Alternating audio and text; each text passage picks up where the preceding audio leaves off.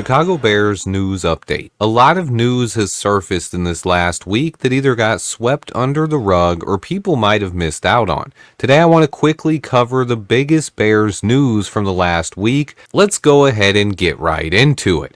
First off, the biggest news update, I believe, was Ryan Poles saying that Ozzie Trapillo will start out on the left side. It's an important note from our GM, and it's exactly what I expected to happen after we drafted him. Boston College rookie Ozzie Trapillo will start out at left tackle. I expect him to split reps with Karan Amagaji, and they're basically going to battle for the swing tackle job and to potentially even battle Braxton Jones. And while Braxton is recovering from his offseason ankle injury, both Ozzie and Karan will get valuable reps with the first team offense. I think our left tackle position is actually in much better shape than most people realize. I've heard some national media pundits on TV say that the Bears have neglected the position, and basically a lot of comments that are just purely comical statements about the Bears left tackle position. Braxton Jones is a legit top 20 left tackle in the NFL. And then the Bears have two very talented developmental prospects behind him.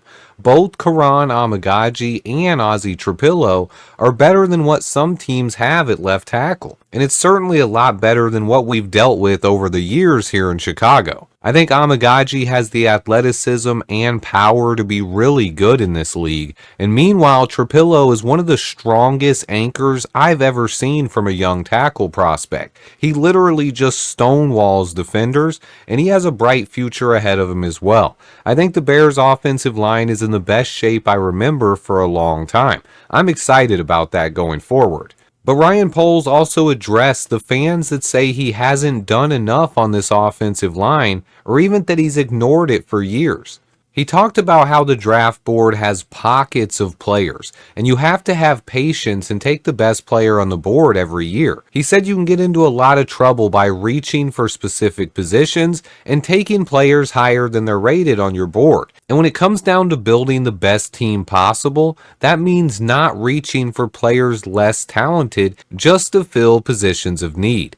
This has caused most of the media and a lot of fans to say things like Ryan Poles neglected the offensive line, or even that he can't evaluate the position that he himself played in the NFL. Again, it's purely comical to me, but one of the biggest rumors going around right now is Joe Thuney's contract extension. Ryan Poles said the extension remains a top priority. He also said there's ongoing communication in that regard, and I do believe that a deal will get done before the season starts. But over the last 48 hours, there have been a lot of reports that the deal is done, or at least close to being done. From what I've heard, the two sides remain negotiating here, and there is a lot of optimism that something can get done, but right now they're still far apart on numbers, at least as of this morning. So I think some people will be jumping the gun a bit here. I am really hopeful his deal gets done soon, but as of right now, it's not done yet. Ryan Poles also spoke about Montez Sweat, saying that nobody in the building is working as hard as he is this offseason.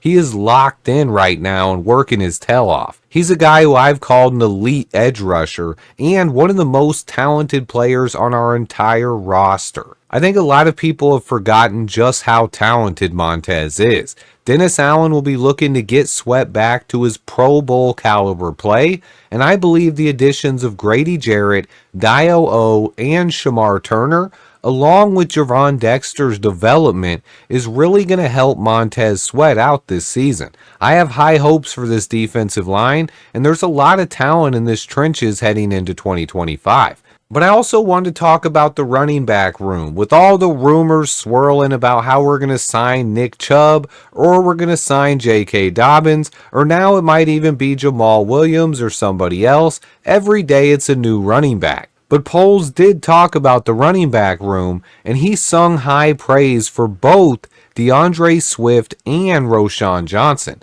He also believes that the upgrades to this offensive line is going to help get those guys back on track. I think a lot of people have completely forgotten and even written off DeAndre Swift. And honestly, with how much I talked about us drafting a running back, I might be guilty of this myself. How many people realize that Swift had 1,345 yards last season on offense?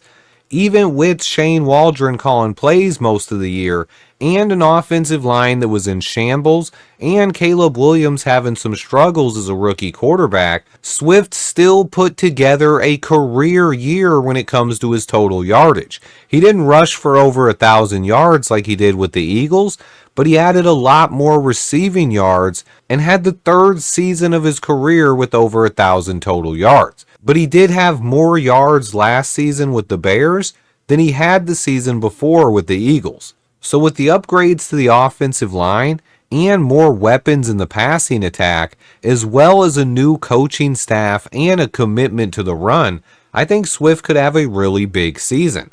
I mean, he had 1,300 yards last year. If we give him the same opportunities in a Ben Johnson-led offense, it's not unrealistic to believe that Swift could have a 1,500-yard season. And that's without even talking about the rest of the running back room. Roschon Johnson, Kyle Monangai, or Ian Wheeler. I don't think running back is as big of a need as others might think. I thought it was a great year to take advantage of the talent in the running back class in this year's draft. But adding Kyle Monangai and having the return of Ian Wheeler paired alongside DeAndre Swift and Roschon Johnson, I think this room is pretty good.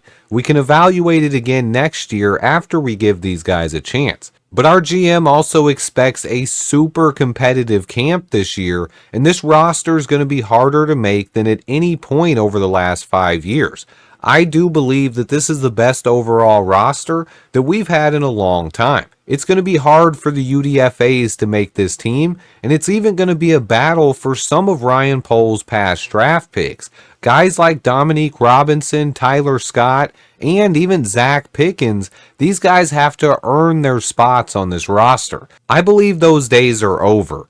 The days of us giving away spots on the 53-man roster to players who haven't even produced yet, and that is going to make training camp even more competitive than ever. The biggest difference with this coaching staff, I believe they're going to be proactive instead of reactive. This staff will be aggressive, and we're going to attack defenses. Ryan Poles said that exact statement, and I expect an aggressive mentality from the coaches, and that's going to spread throughout the locker room, and it's already even making its way to the weight room. Ryan Poles talked about it being more competitive this season, and it's already showing up in the weight room. These guys are challenging each other.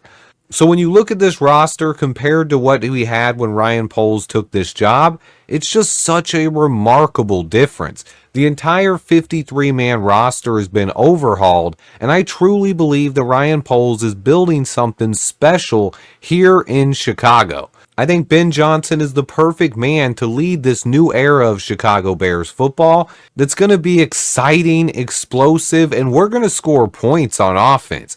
Caleb Williams, DJ Moore, Cole Kmet, Rome Odunze, and Luther Burden. And while we're on that topic, guys, I don't think DJ Moore or Cole Kmet are being traded either. That's just a bunch of nonsense. That's something we could maybe visit in a couple of years, but as of right now, nobody at Hallis Hall is thinking about trading either one of those guys, if you ask me. I am back at it, guys. I have a ton of content on the way. I appreciate everyone who watches. Please hit that like button for me. Turn on notifications because you will miss out if you don't. Please hit that like button for me. Stay tuned. And until next time, bear down.